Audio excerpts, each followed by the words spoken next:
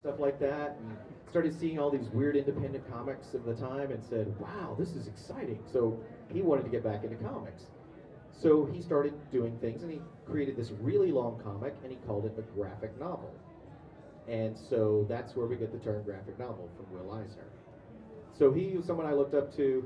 Wendy Pini, who did ElfQuest. When I first started decided to be a comic book artist, I took her old comics and looked at them because they were in black and white, and I could see better how the artwork is laid out and designed. She would put a balance of blacks and whites on the page that I called checkerboarding. You know, it's like an equal amount, and I realized that your eye is naturally drawn into that. And it was a very important lesson to learn. So Wendy Pini's up there, Dave Sim, who created this book called Cerebus. And all three of these people are independent publishers, and I've always loved independent comics because I like the idea of not having restraint, you know, just pure creativity, and sometimes it's really quirky when they do it that way, right? When there's no restraint, and yet it adds elements to it that would never be there. Your hands up? Yeah, you. How did you become a director and a writer for Funimation? How did you get into doing that? Well, I was doing a tour driving the Dragon Ball Z Hummer. I don't know if you guys remember that. You can see the guys in the back. The Dragon Ball Z Hummer was built by the well, not built, but decorated by the company that made the Dragon Ball Z card games, Score Entertainment. And Score Entertainment would fly us out to different conventions and to do autograph signings, and they would drive this Hummer and park it inside malls, inside hotels, or whatever. And people always asked us, "Do you guys drive that Hummer?" They're like, "No, we don't drive the Hummer. That's crazy." And I thought that would be really cool, though. And so I went and talked to the director, and I said, "Listen, would it be possible if like one of us did drive that thing around?" And she said, "Who would be crazy enough to do that?" I went, "I would." So she said, "Okay." So we set up the Krillin Battle to the Max tour, and I drove all over the country in this Hummer, this black Hummer with Dragon Ball Z decals all over it, and I would play kids the card game, and if they won, they got a prize, which was real easy to do when I first started the tour. By the end of the tour, I had to cheat on myself so people could win.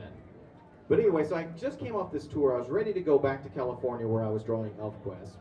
And Chris Sabat said, "Hey, I don't know what you're planning to do after this tour, but if you come back to Texas, I've got a part for you." And the part was Lupin the Third. So I went back and I checked out the role, and I went, "Ooh, yeah, that's a good role." So I got the role of it. And after the first movie, Chris said, "You know, you really got a handle on this character and what it's about and the show's about. Would you be interested in directing?" And I said, "Yeah." So they threw all the Lupin the Third movies at me, which was a great way to get into it because the movies, they're not on such a time schedule like the television shows are. They have to be out like that. So they kind of put you off on an island somewhere and let you work at your own pace. So it is warm in here, isn't it? So I was working on that series for a while, and then I started noticing that we got a couple new writers, because we only had one for a while.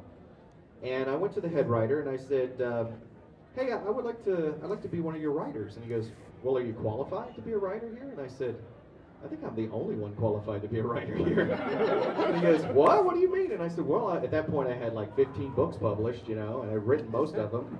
He goes, "Wow, I think you may be the only one qualified to write here." So that's how I get into writing there. And writing, it's a really, really tough job because you have to make it make sense, right? And still match those mouth flaps. So it's like writing poetry to meter, except the meter changes every line. It's the most challenging, long-ass poem you've ever written. Every episode. It almost feels like a prison sentence sometimes when you're there. Write poems! But yeah, that's how I got into directing and writing. Yeah. Do you prefer directing, voice acting, or drawing? I think I don't know, it's kind of hard. Voice acting and drawing are pretty close because, you know, it's all fun. It is more challenging drawing for me. And to create a page that balances and is beautiful and easy to read, I get a more sense of accomplishment from that. But I love voice acting. Directing would have to be third. And then writing, down there. I'm writing a biography right now about my old mentor, Wendy Pini.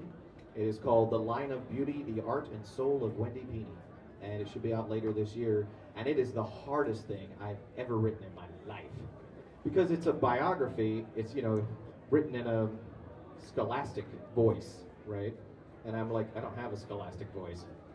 So it kind of just, Wendy said, why don't you just write it the way you and I, you know, when we go on walks and we start talking about comics and you get passionate about comics, write it in that voice. And I was like, okay, good. So that's helped me out quite a bit. But, yeah. I forgot the question, but there you go. I think I answered it. Yeah.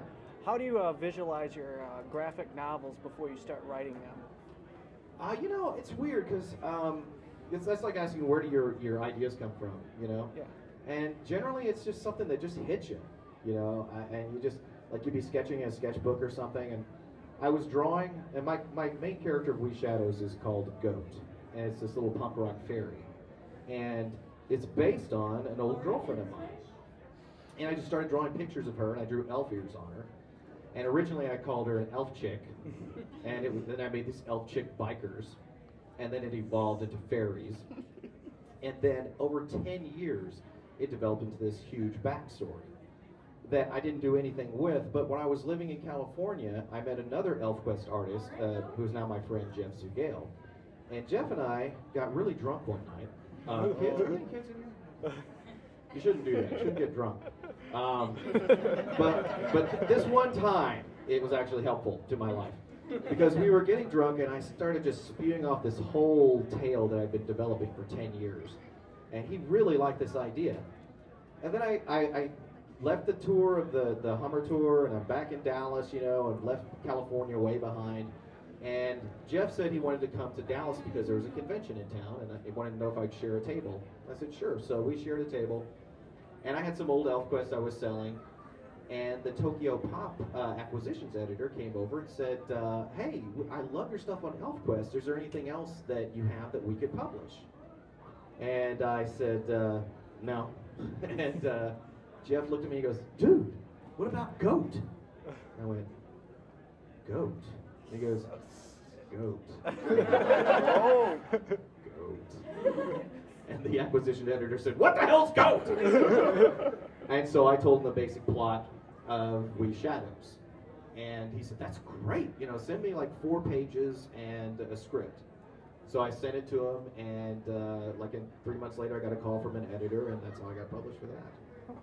Yeah. 2 things. One, what do you think about the state of both the manga industry and the comic industry, and what do you think of the recent fate of Tokyo Pop? Well, I can tell you exactly what happened with Tokyo Pop, because the acquisitions editor who hired me a long time ago had drinks with me right after it fell. Again, don't drink all the time. It's not good. But we were drinking that time. And he was telling, and he was a little bit loose, his tongue was loosened, so he told me exactly what happened. Tokyo Pop put all of their eggs into Borders, okay? Now, I don't have to explain to most people, right? Because Borders tanked. And when Borders tanked, they lost like 45% of their revenue overnight. So, yeah, there was no saving that sinking ship. And it was really bad timing for me, because I had been paid to do book 2 of We Shadows. But by the time it was ready to go to print, they had folded.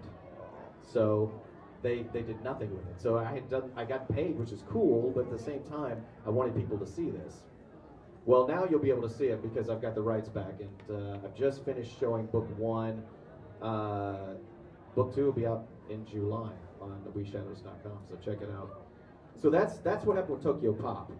The state of the manga industry suffered greatly, I think, when Tokyo Pop left, though, because they had some of the best script writers, you know, especially translators too, I think.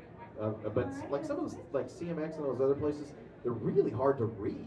You know, it sounds like a direct translation most of the time. So yeah, and plus they had all those titles, and now they're all gone. You know, hopefully other people will pick them up. The state of comics is getting better in America. They had gone down severely in the past 10 years, and I think they're just slowly climbing up from the rubble. I'm seeing a lot of good books now, but for a long time it was a desert of comics. Any other questions? Yes.